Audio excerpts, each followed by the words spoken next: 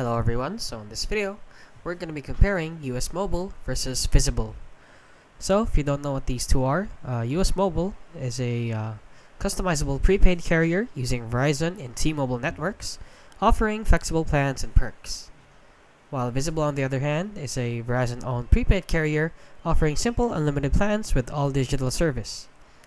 Now let's go over their pros and cons, starting with US Mobile here. So the pros of it is that it has custom or unlimited plans, fast and premium data on some plans, and a lot more. Now the cons of it is that the setup can be more complex, and some perks are only on premium plans. Now let's discuss the pros and cons of Visible here. So the pros of Visible is that it is simple and has unlimited pricing, and it uses Verizon's network, which is pretty fast. Now the cons of it is that data may be deprioritized, and it has fewer plan options.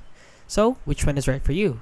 So you should choose US Mobile for more flexibility and faster premium options, and choose Visible for straightforward and affordable unlimited service.